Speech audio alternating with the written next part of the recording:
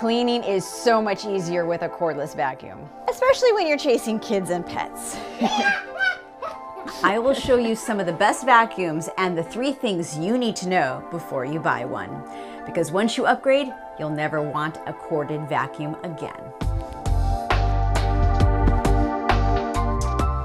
I know it's weird to talk about cordless vacuums as life-changing technology, but when you ditch the cord, you could do so much more with your vacuum. You just grab it, snap in a stick, and you go anywhere. That's so awkward. Today's cordless models are pretty powerful and also pretty light. The best performers usually weigh somewhere between 6 to 8 pounds. The design is such that you can get around furniture easily, clean the stairs faster, go up high with the help of attachments, and even clean the car. But what makes it great is also its biggest downside. It's the battery. You have to charge it. And how you charge it's going to factor into how you will store the vacuum. More on that in a minute. And that battery life means you may not be able to clean a whole home in one charge if you have a big house with a lot of carpet. But for the most part, you can count on getting about 20, maybe 30 minutes of carpet cleaning with a good model. If you're shopping around for a cordless vac, there are 3 big factors you need to consider to find which type is right for your home. Let's start with the biggest one, cost. In CNET's cordless vacuum tests, the pricey Dysons always lead the pack.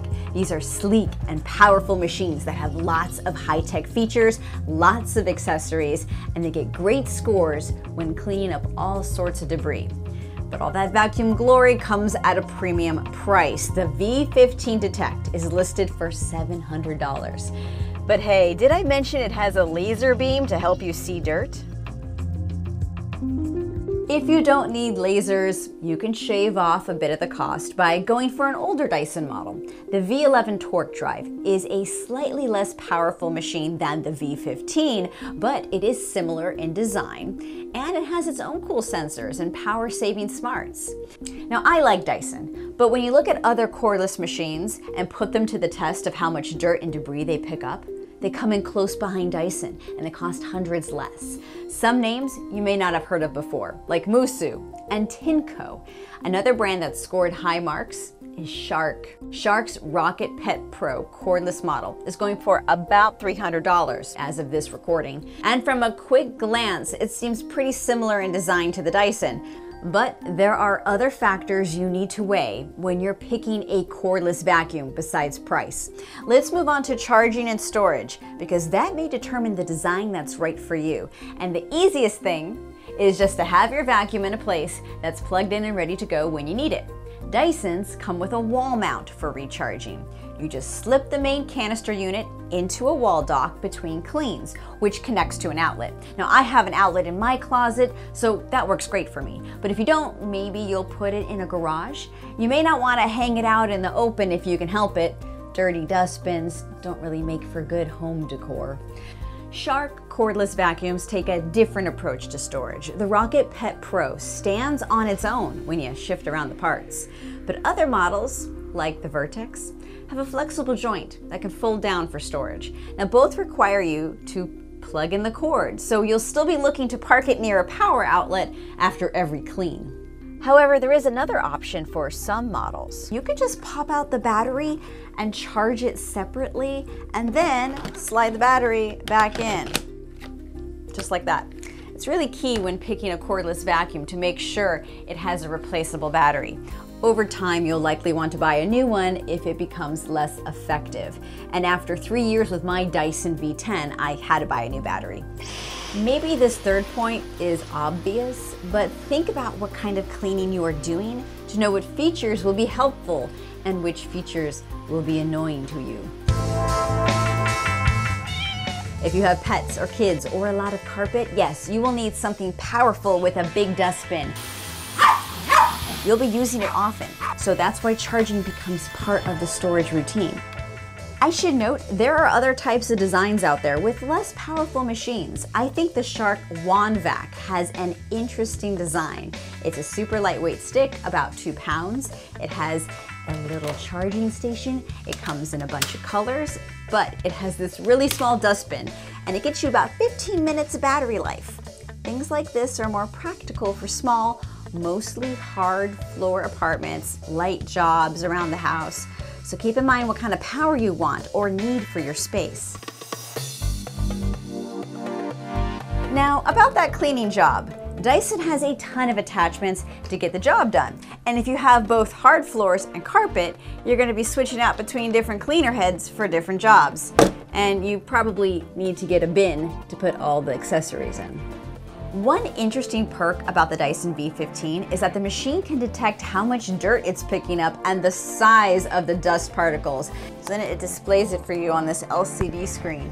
And I honestly don't care what crud I just picked up. That's just gross, maybe a little TMI, but thanks for the report. The fun feature on the V15 is for hard floors. There's a cleaner head that has a green laser light you can turn on to help you see dust particles that you may have left behind. If it's dark in the room, you really can feel gross about how much dust and weird grime is on your floor, so yay for that. So the V15's tech will confirm how clean or cruddy your floors are. But overall, Dysons have great steering and can pivot anywhere. I have no trouble getting under any tight spaces and under couches. And from my experience, they are durable. Now to power your Dyson, it's not a switch on, it uses a finger trigger. You have to hold it down to use it. And I like it. But folks with arthritis in their index finger may want a design more like the Shark, which uses a switch to stay on. Shark does have this trigger here, but it has a different purpose. The trigger is only pulled in short bursts. We need an extra suction boost. Cleaning is easy for most models. You're just gonna hover it over a trash can, pull a lever, and pow, just dump it out. Simple as that. And you will need to be washing out a filter, but before you buy anything, check if it's the kind of model where you could just wash out the filter or if you need to stock up on a few spare filters. It can be a little confusing to know which models are best for you when they all have their own design quirks. Dyson has its cool gimmicks with fancy LCD screens. Some of the newest models tell you how much battery life is left, so there's no guessing game. Dyson also has a ton of accessories, but maybe switching between cleaner heads is annoying for your situation. That may have you leaning towards something like the design of Shark's Vertex. It has both a soft roller and normal brush head in one base, and the Vertex has another perk.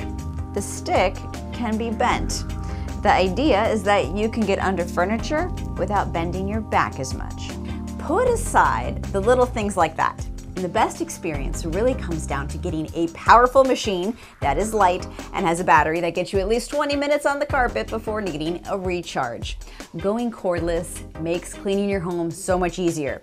You just better be good about charging it. If you're interested in any of the cordless vacuums I've mentioned, do check out the description below. We have links to where to find the models and more details from our reviews on CNET. Thanks for watching.